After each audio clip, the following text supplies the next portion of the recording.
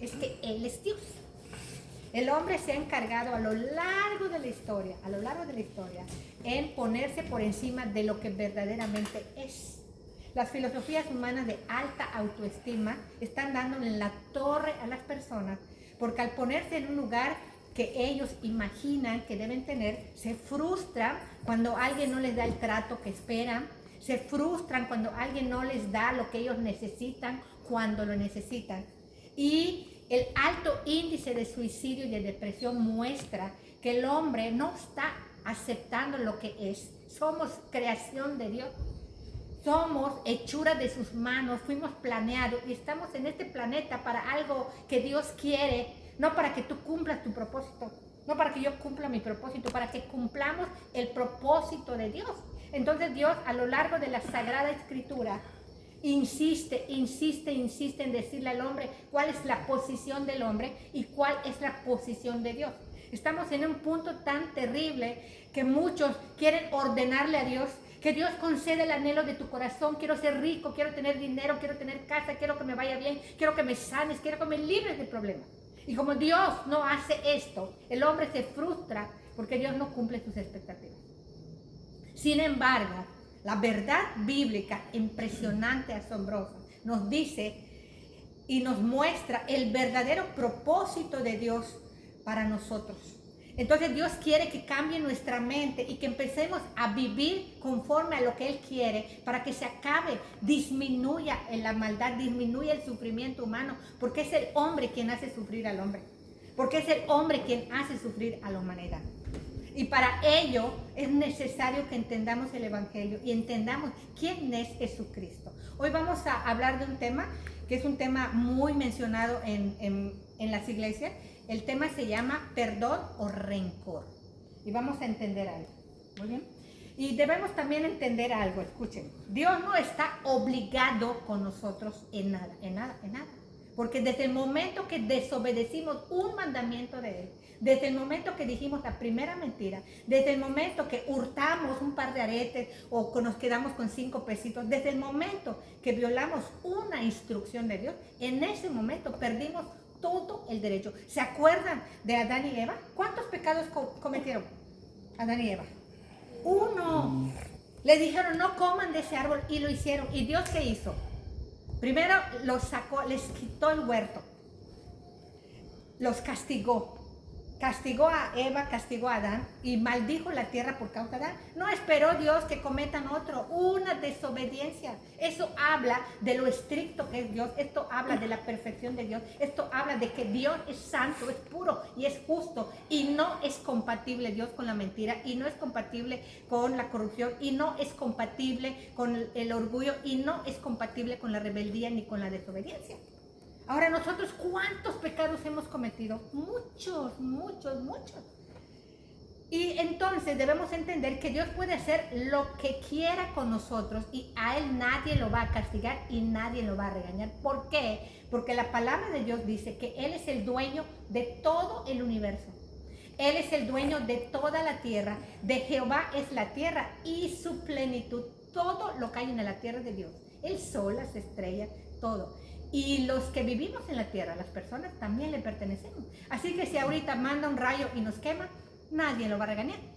Así que si ahorita manda que nos fulminen a todos los humanos, nadie le va a regañar a Dios. Él puede hacer lo que le plazca. Él es nuestro hacedor y nuestro creador. Ahora, nosotros no podemos hacer lo que nos plazca. O sea, sí podemos.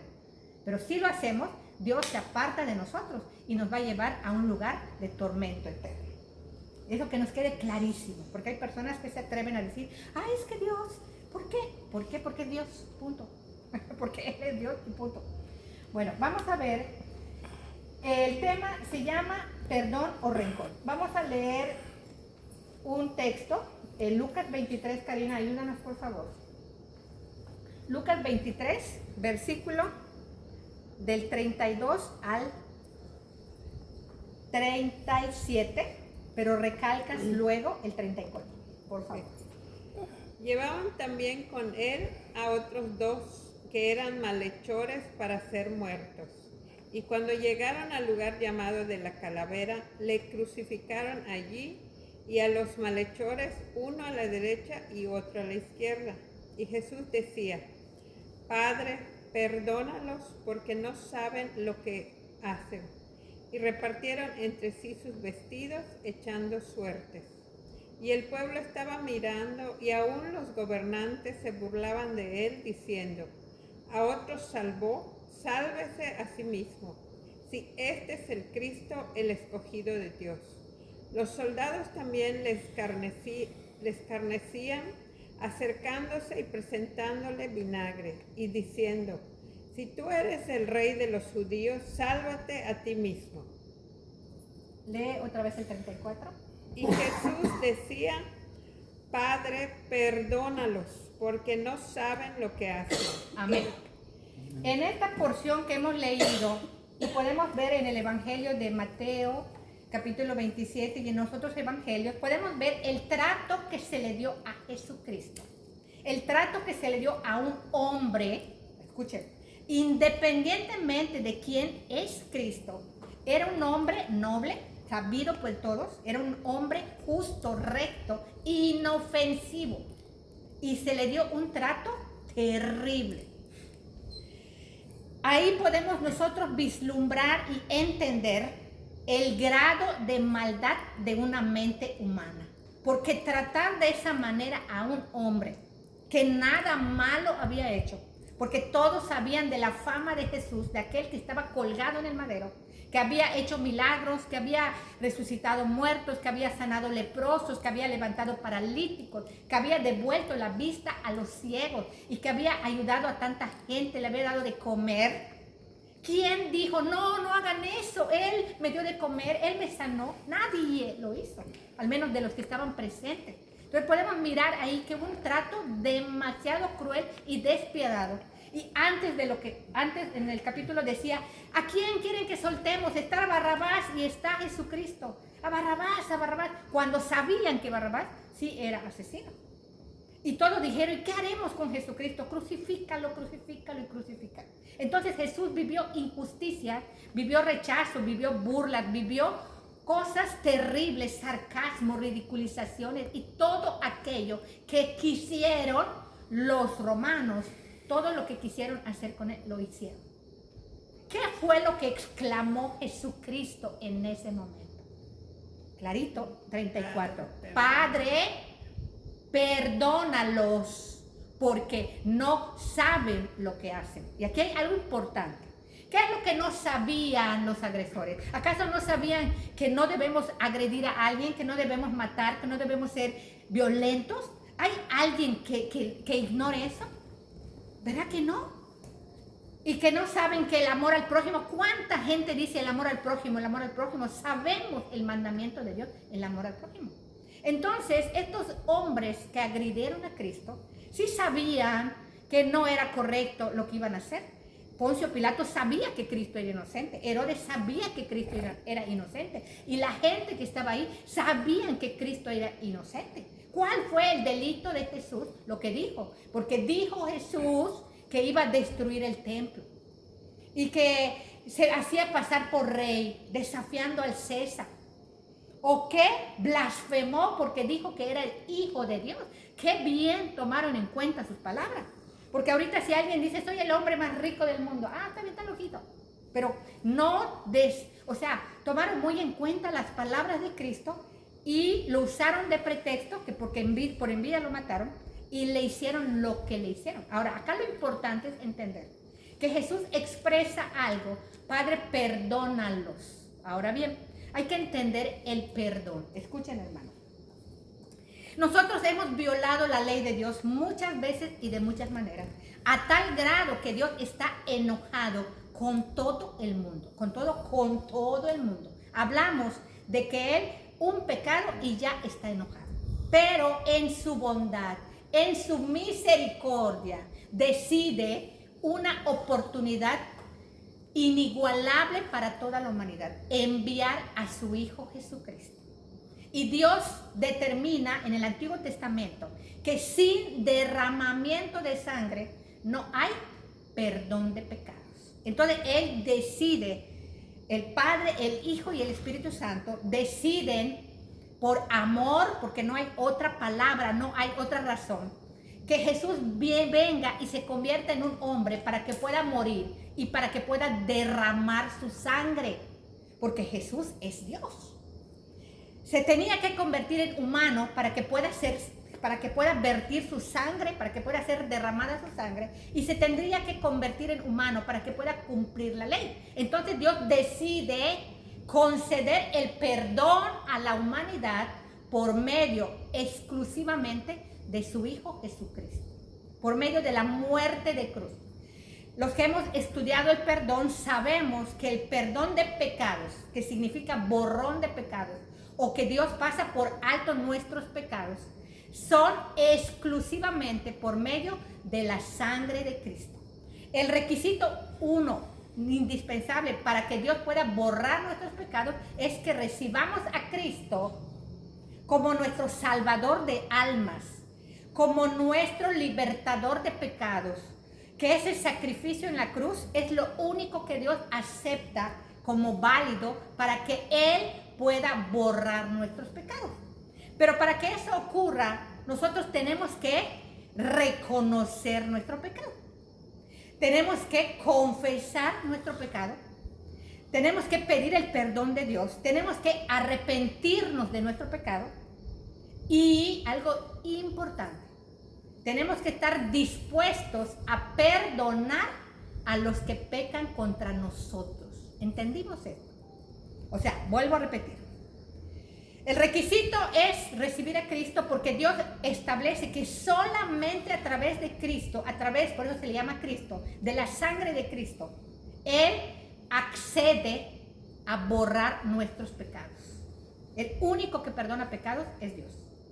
Y que para que nosotros tengamos acceso al perdón de pecados, al borrón de pecados, o para que Dios no tome en cuenta nuestros pecados, tenemos que recibir a Cristo. Pero tenemos que reconocer que hemos pecado, porque si no, no puedes reconocer a Cristo. Tenemos que confesar nuestro pecado, tenemos que arrepentirnos de nuestro pecado y debemos estar dispuestos a perdonar a aquellos que nos han ofendido. Por eso el tema se llama perdón o rencor. Ahora bien, el texto que leímos dice la palabra: Padre, perdónalos, porque no saben lo que hacen. Y aquí hay algo importante. Jesús no estaba pidiendo a Dios que borre sus pecados desde que nacieron. No. Si nosotros imaginamos la escena, y esto lo hemos mencionado en otras ocasiones, ningún padre en su sano juicio soportaría el maltrato injusto hacia uno de sus hijos. Todos los padres defienden a su hijo, padres en su sano juicio, estamos hablando. Entonces, el Padre más amoroso que existe sobre todo el universo es Dios. Entonces, Jesús no estaba diciendo al Padre, perdónalos para salvación de su alma, no. Por el momento que estaban viviendo, porque en ese momento estaban agrediendo brutal y cruelmente a Jesucristo. Y Jesucristo, sabiendo que el Padre miraba la escena, sabiendo que el Padre estaba entendiendo lo que pasaba, y sabiendo que el Padre estaba sintiendo lo que el Hijo, no lo dice la palabra, pero nosotros cuando vemos sufrir, sentimos, nos ponemos en el lugar y sabemos que fue un dolor terrible, que fue un sufrimiento inigualable. Entonces Cristo clama, perdónalos. ¿Para qué? Para que Dios no tome venganza en ese momento contra sus agresores. No estaba pidiendo el perdón para salvación de su alma, puesto que los agresores no reconocían su pecado, no confesaban su pecado, no estaban arrepentidos y, para que pueda haber perdón de pecados de parte de Dios, tenemos que cumplir con estos requisitos. Bueno, ahora bien, el perdón, que es pasar por alto la ofensa, que es borrar los pecados únicamente a través de Cristo. En 1 Corintios 13, versículo 5 dice, el amor no guarda rencor. Y acá viene algo tremendo. El amor es Cristo. Pregunto, ¿qué es el rencor? El rencor es una lista de las cosas malas que hemos vivido. Pregunto, Karina, ¿tiene registro Dios de las cosas malas que tú has hecho? No. Bueno, sí. Sí. Sí, porque claro, ahí están los pecados. Ok, ahora ver, Dios registra todo lo malo que hacemos, todo lo malo lo registra, todo lo malo, Regina. Dios tiene memoria, está pendiente de todo lo que hacemos y Él registra todo lo que ya hacemos. Ahora bien, la única manera de que Dios dice, no me acordaré de tus pecados, ¿cómo es, Karina?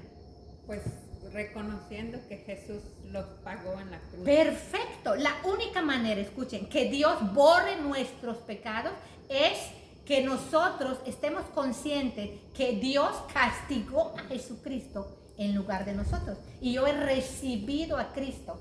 Y entonces es la única manera. Por eso dice la palabra, el amor no guarda rencor. O sea, Cristo no guarda rencor. Cristo es la única manera de que Dios pueda borrar los pecados de cada uno de nosotros. El registro. Dios quita de su memoria nuestros pecados, quita de su registro nuestros pecados cuando nosotros reconocemos a nuestro Salvador y entendemos que le fallamos a Dios, pero Cristo ya borró nuestros pecados. ¿Entendemos? Ahora bien, nosotros también tenemos memoria. Y todos tenemos memoria, no necesitamos un texto bíblico para buscar. Todos recordamos las malas experiencias que hemos vivido. Todos, de alguna manera recordamos una y otra. Así, si nosotros agredimos a alguien, tiene un registro, lo tiene en su memoria. De hecho, hay personas que guardan las experiencias negativas, las guardan y en cualquier momento abren el cajón de los recuerdos y sale toda la amargura almacenada y sale y se expone como víctima y se pone en el papel para chantajear. ¿Por qué? Porque guarda tanto las malas experiencias, a eso se le llama el rencor, es guardar la lista de las malas experiencias. Y existen este tipo de personas sensibles, personas que tienen más en cuenta los defectos que las cualidades, personas que toman más en cuenta lo que no tienen que lo que tienen. O sea, es ese tipo de personas que viven en frustración mayormente o en amargura porque guardan rencor. Pero la palabra preciosa de Dios nos quiere liberar de este rencor porque Él quiere limpiar, la palabra dice que limpia el corazón. ¿Con qué limpiará el joven su camino? Con guardar su palabra. Y vamos a leer esta palabra, Luis, ayúdanos con Lucas 17, versículo del 1 al 4. Lucas 17, versículo del 1 al 4. Dijo Jesús a sus discípulos, imposible es el que no vengan tropiezos, mas hay de aquel por quien viene.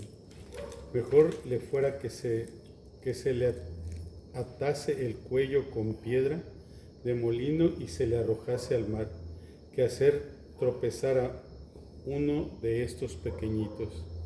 Mirad por vosotros mismos, si tu hermano pecare contra ti, repréndele, y si se arrepiente, perdónale.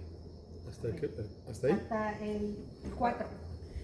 Y si 7 veces al día pecare contra ti y 7 veces al día volviere a ti, diciéndole, me arrepiento, perdónale. Amén. Bueno, aquí vemos que el requisito para el perdón es el arrepentimiento. Pero algo que dice aquí es que si todas las veces que venga el hermano a pedirte perdón, estamos obligados moralmente o espiritualmente a perdonarlo, o sea, de ofrecer el perdón. Sin embargo, hermanos, si la persona no te pide perdón, no quiere decir que te quedes tú con ese rencor. Hay una manera clara. En esta porción que hemos escuchado, Jesucristo reconoce que vamos a tener tropiezos, que vamos a tener conflictos, que vamos a tener problemas con las personas. Aun cuando no nos gusten los conflictos, aun cuando no busquemos los conflictos, tarde o temprano vamos a enfrentar los conflictos en las relaciones. ¿Por qué razón? Sencillo, porque todos fallamos y porque todos tenemos recuerdos de malas experiencias y nos desquitamos en algún momento con las otras personas. Y además, porque no conocemos completamente la voluntad de Dios o no la hemos entendido completamente y porque somos débiles en la carne. Entonces, aunque nos esforcemos por hacer el bien, escuchen esto, hermanos, cometemos errores y los demás también cometen errores contra nosotros. Entonces, en esta relación humana se generan malos entendidos, se generan desacuerdos, y estos desacuerdos y malos entendidos producen situaciones que causan molestia y enojo. Es algo tan normal y que depende de tu sensibilidad, el grado de amargura y el grado de frustración, porque mencionamos, si eres de las personas que guardan malas experiencias negativas, amargura. Si eres de las personas que estás pendiente de lo que no tienes y que sí tiene tu vecino, frustración, envidia. Si eres de las personas que ves más los defectos que las cualidades, no sé si estamos entendiendo esto, que tiene que ver con la sensibilidad de la persona, el grado de enojo, de ofensa, de amargura. Pero lo que es cierto, hermanos, es que todos ofendemos, todos fallamos y también nos ofenden. Y que no hay nada que nos libre de las ofensas, pero sí la palabra nos libra del rencor. Jesús dice en la porción que leímos, imposible que no vengan tropiezos. Imposible que no vengan tropiezos. Pero agrega en el 2, pero hay de aquel por quien venga. Mejor es que se ate una piedra de molino y se lance al mar, él mismo que se ate, antes que hacer tropezar a alguien. Lo cual significa que cuando ofendemos a alguien tenemos un serio problema con Dios. Cuando lastimamos a alguien tenemos un serio problema con Dios. Y hay otros textos que dicen, si traes tu ofrenda al altar y te acuerdas que alguien tiene algo contra ti, deja tu ofrenda y ve a reconciliarte. Dios está a favor de la reconciliación. Dios quiere que resolvamos nuestros conflictos en las relaciones. Esa es la voluntad de Dios. La restauración de relaciones, la restauración de matrimonios, la reconciliación con Él y con nuestro prójimo. Es el interés de Dios, porque Él no quiere que andemos enojados. Pero dice aquí en el versículo, mirad por vosotros mismos. Mirad por vosotros mismos. Y hay un punto. ¿Qué es lo que significa? Hay personas que tienen más en cuenta las cosas malas que le hizo la mamá a la suegra, pero no tienen en cuenta lo que mal hicieron ellas. No sé si entendemos. Entonces, una persona puede sentirse víctima de los demás, porque mi papá, porque mi mamá, porque mi jefe, porque mi hermano, porque mi esposo, porque mi hijo, porque me hicieron tanto, y es verdad, pero ya entendimos que Dios dice, deja lugar a la ira de Dios, no te desquites, no te vengues, no os venguéis vosotros mismos, dejar lugar a la ira de Dios. Leímos que a Dios le enoja mucho que dañemos al prójimo. Entonces, ¿qué es lo que debemos entender aquí? Mirad por vosotros mismos, dice la palabra. No te fijes mucho en lo que te hicieron. Fíjate más en lo que tú haces. Fíjate más en lo que tú dices. Fíjate más en lo que tú piensas. Porque Dios no te va a llevar al infierno por lo que te hicieron. O se van a ir al cielo. Los que más sufrieron al cielo. ¿Es así? No. Al cielo se entra solamente a través de Cristo. Santidad plena y perfecta. Y la única persona humana que lo cumplió fue Cristo. Pero nos podemos llegar al infierno por lo mal que hemos hecho. Claro, hermanos. ¿Recuerdan al rico joven que le preguntó a Jesús? Maestro, tú que sabes tanto, ¿qué debo hacer para heredar el cielo? Y Jesús le dice los mandamientos. Ay, dice el joven, todo esto lo he guardado desde mi juventud. Soy tan bueno, reparto, honro a mi mamá, hago todo lo bueno. Y Jesús le dice, una cosa te falta, solo una cosa te falta. Vende todo lo que tienes y reparte a los pobres. Y el joven se fue triste porque tenía mucho dinero.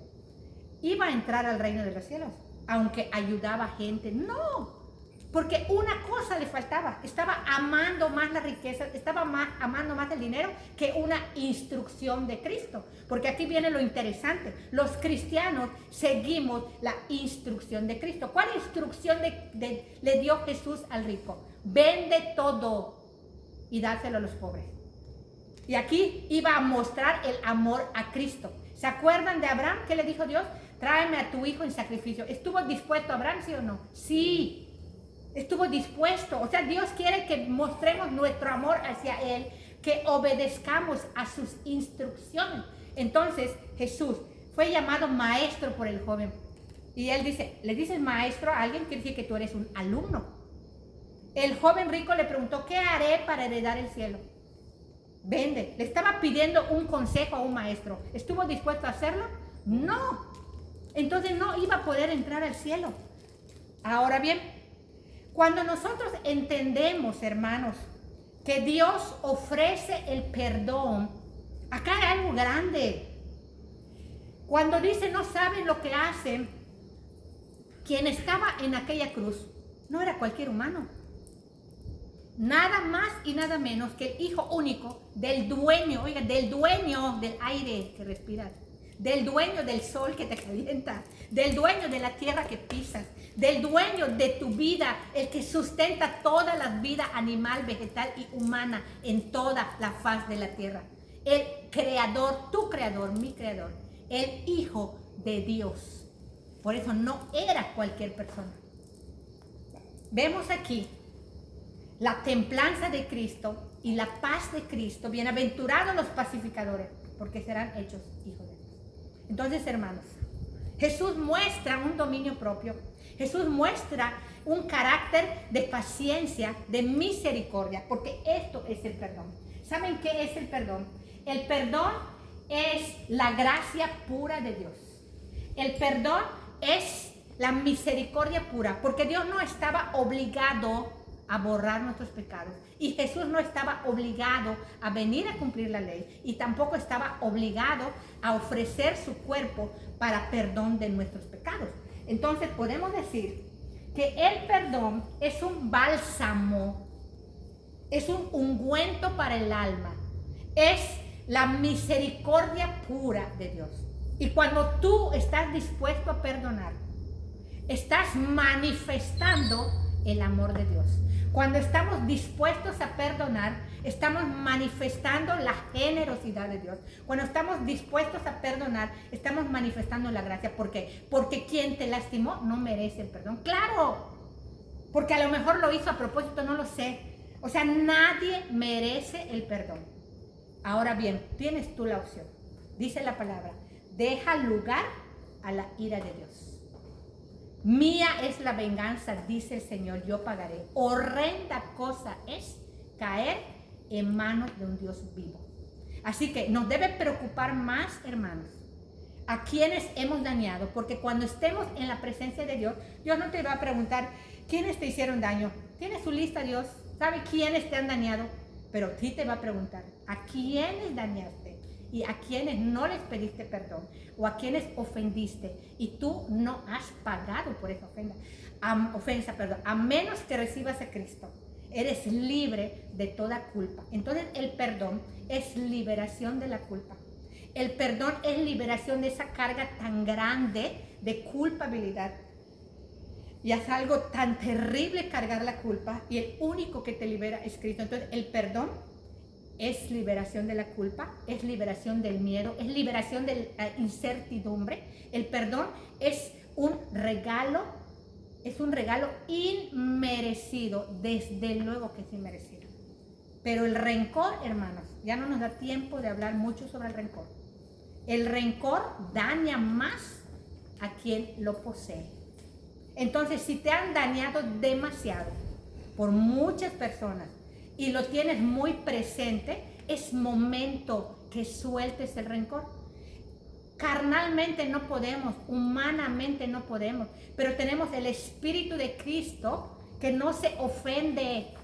Lo vemos, el amor no guarda rencor. 1 Corintios 13 habla de una lista, no busca lo suyo, no se irrita, no se goza en la injusticia, y que nosotros podemos negarnos a esos sentimientos, negarnos, dile no a la ofensa, dile no a la ira. ¿Y qué se hace? Niégate a ti mismo, lo dice la palabra. Niégate a ti mismo, niégate a lo que quieres, niégate a esa ira, a ese rencor, a eso. Niégate. ¿Y qué vas a hacer? ¿Fingir? No es fingimiento, hermano. No es fingimiento, es obediencia. ¿Acaso estaba muy feliz Jesús de que le estaban golpeando? No.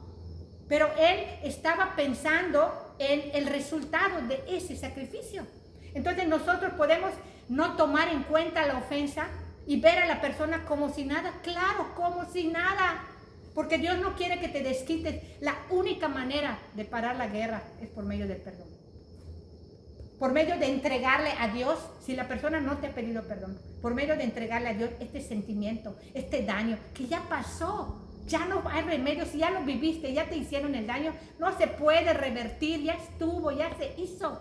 Pero lo sigues guardando y te sigues dañando y enfermando y desquitando y frustrando. La palabra de Dios dice que no nos olvidemos, bendice alma mía Jehová, y no olvides ninguno de sus beneficios. Que empecemos a cambiar nuestra mente. Y también dice la palabra que pensemos en todo lo que es recto, en todo lo que es puro, en todo lo que es de buen nombre, en todo aquello. Pensemos en Dios, pensemos en todas las maravillas que nos da Dios cada día, en todas las oportunidades. Dios es grande, hermanos. Entonces, ¿estamos dispuestos, hermanos, a ofrecer perdón?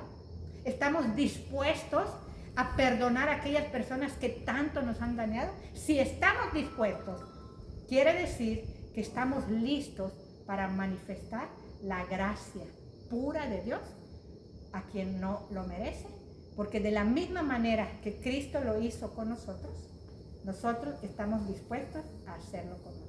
Oramos por esta palabra y le voy a pedir a Beto, haz una oración, por favor.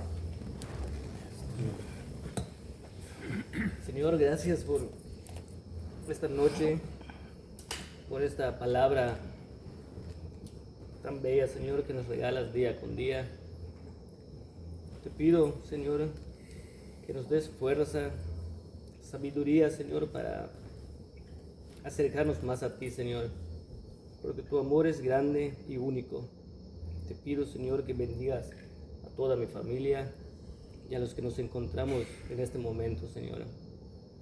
Aquí te pido, Señor, que nos cuides y nos protejas, Señor, de todo mal y nos guíes por caminos de paz, Señor, y de rectitud. Amén. Amén. Gloria a Dios. Ahora vamos a